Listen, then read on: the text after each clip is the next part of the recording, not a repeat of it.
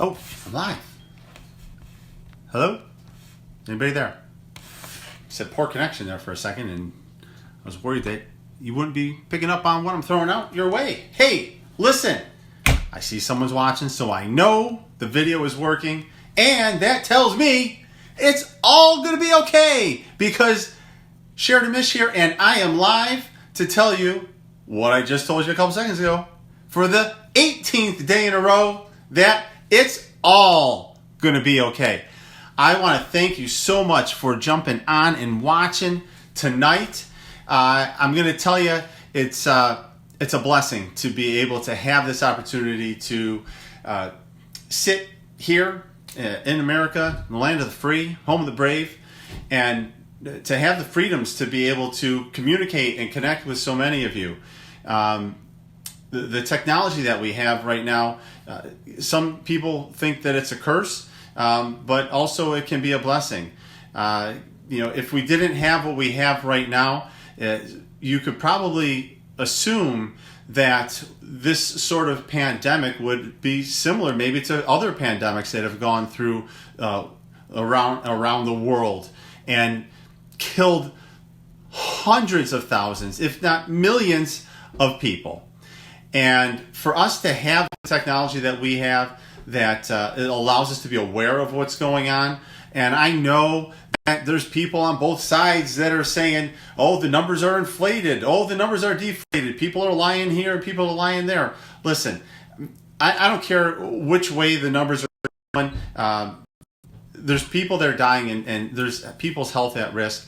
And us being aware of that and taking the necessary precautions is definitely helping humanity and helping our society to get through this to the best possible fashion. So, and I'm thankful again that we have this technology to be able to communicate with each other, to stay connected, because without this, there'd certainly be more death, there'd be more illness, there would be more people suffering, and then on top of that, we have the opportunity to do positive things through this media that we're able to connect socially. Social media, what a blessing! So I've got just a couple of stories that I want to talk about tonight, and I love seeing people on board here, and I look at the life that I have and how much I have to thank my parents for, people I have to thank my family for, and a lot of what I have, I really have to thank hockey and chiropractic. Those are really the two things, and it's just two things that I absolutely love. I three things, I guess. I was talking about my family. I love my family. I love the game of ice hockey, and I love chiropractic, and all of that really sums up my life in three words: family, hockey, chiropractic. Those are probably the top three things, and I'm thankful for that. But listen, I told you before, I'll tell you again, it's all going to be okay. I know it. I'm confident with that. But the two stories that I wanted to share, the first one is being pregnant and suffering. Now, I know, not from my own experience, but seeing my wife and so many others that going through pregnancy and the challenge that it is to do that. It's not easy. And then after 9 months of all that growth and change, you've got to go through and have possibly the most difficult day. You got to lay it all on the line. I mean, it's the closest thing I even consider it similar to is maybe an Ironman triathlon, which I've done, and you take 9 months or a year to train for that, and then you all in one day, boom, you lay it all out there and you're totally shot and exhausted. But I know that it's not even close. So, hey, Marcy, it's good to see you there. Hello, Nicole. Good to see you there, too.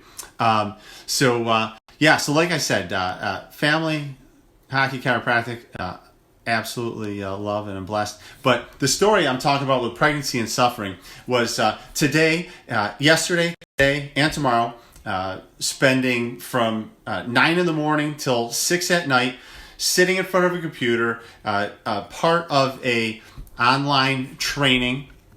And there's a buddy of mine texting me right in the middle of this. What are you doing? Oh no, what did I do? I don't even know what I'm doing now. Did I mess this up?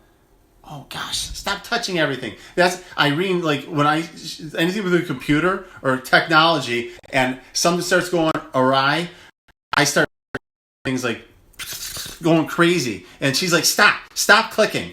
Stop clicking. Oh gosh. All right.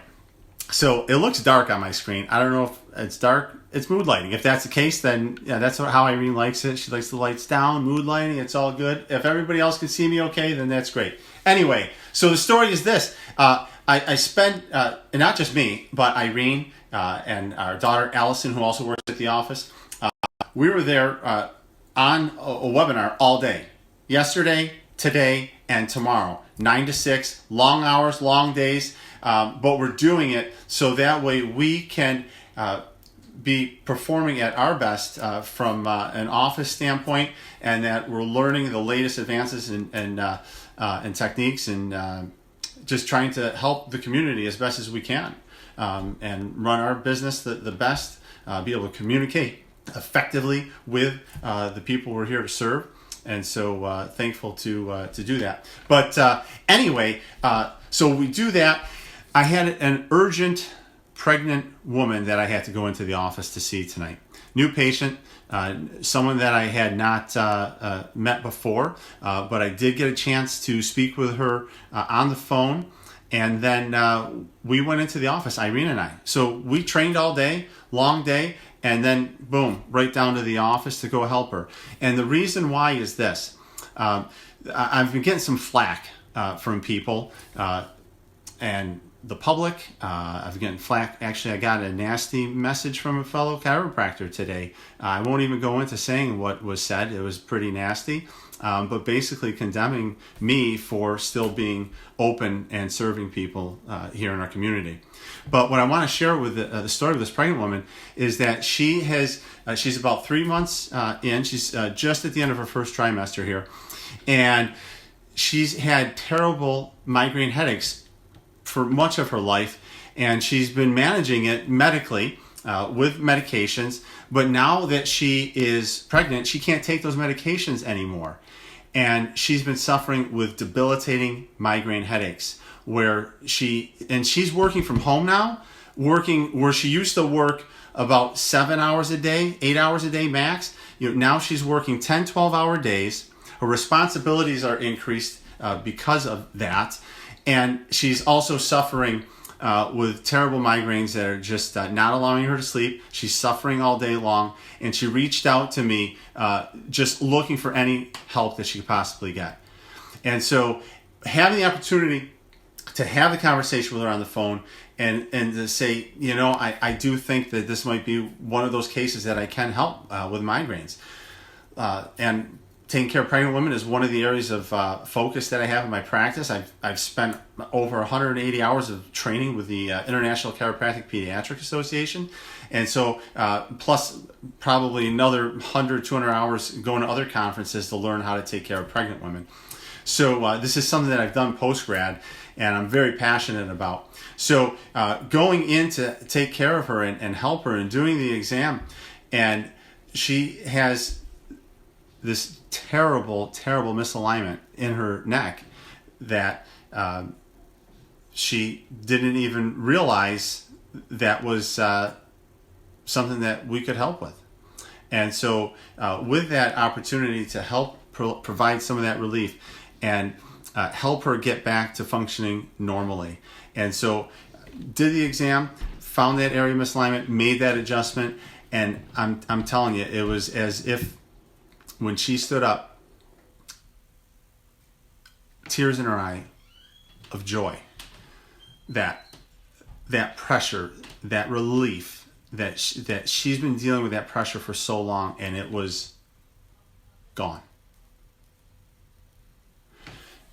She said it felt like a weight had been lifted off her head. She felt that she was lighter. I am thankful that we are still considered, and I say we, chiropractors, are considered essential service providers in New York State, as well as with the Department of Homeland Security. I will go in any day that I am off. I don't care if my business was closed today. That's worth it to make that difference for her life. And I'm thankful to be a chiropractor to be able to do that. And I know that there's going to be people that hate. I'm going to get that from the public and obviously get it from colleagues. But I know that I'm doing the right thing. I know in my heart I am doing the right thing. So I want to share one other story, and then it's getting late here on a Friday night. I mean, it's almost 10:30, and I'm really appreciative that all of you took the time to be on here watching. But I want to tell you about an air mattress and a double camping chair. Now, has anyone ever slept in an air mattress? I mean, comment, thumbs up, or sad face. I mean, angry face. If you've ever slept on an air mattress, you know that the support is abysmal. If the support to your spine is terrible, you do not get a good night's sleep. You lay on the air mattress, and during the course of the night, it deflates until you're eventually just sleeping on the ground or cement. If you're lucky, there's some sort of padding or carpeting there, but it's probably about that thick. So not good, not comfortable, terrible night's sleep. Your next day's awful, at least. Maybe it lasts for days. But sleeping on an air mattress is awful. And then a double camping chair. If you've ever had those, folding chairs that, everybody has. I think, who doesn't have one of those folding chairs, right? I mean, you go to a soccer game and you're watching AYSO soccer, or, any sort of, if you go to a concert, you're bringing your chair, right? But it's one of those double chairs. So it's got the two seats in it, so two people can sit right next to each other. And with the double chair, that double chair and that air mattress, that is what Irene and I started together with when we started living together. When we got that first apartment, we slept on an air mattress, and our living room furniture was one of those double chairs. And we had our daughter Allison. That's what we lived with. That's how we slept. Now, we did have a crib for Allison to sleep in. She had an infant mattress. But Irene and I, we couldn't afford furniture. We slept on the floor in a 2-bedroom apartment, and we slept on an air mattress for months.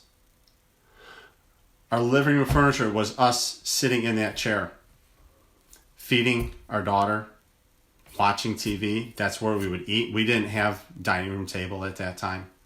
That was the only furniture we had. And I'm not looking for sympathy. I'm not looking for anybody to feel bad for us. But what I want to convey is this, that I think we've all had it worse than we all have it right now.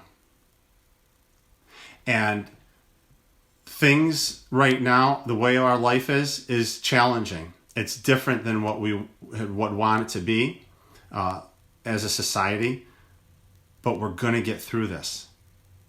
And whatever the worst you've been through, whatever the worst you had, it's not going to go back to that. And even if it did go back to that, we take care of each other as a family, as a community. Irene and I, weren't even really able to afford much even when we started coming out of after sleeping on the air mattress or sitting and spending all of our time in a double chair. But we had family that helped us out. We had family that helped us with vehicles.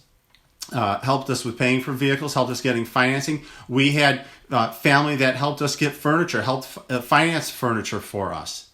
And little by little, we started building and getting things that were sufficient for having a family.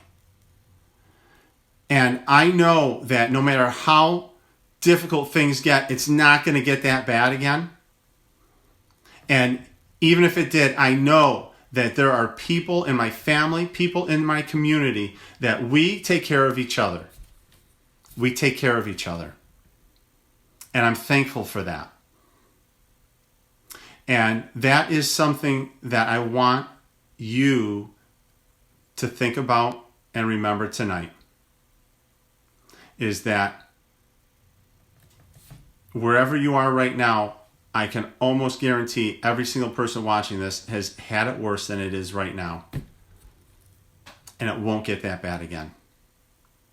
And even if it does, there are people to take care of you. So when I tell you every night, I mean it. From the bottom of my heart and right here. It's all going to be okay. I love and appreciate you. I'll see you tomorrow night.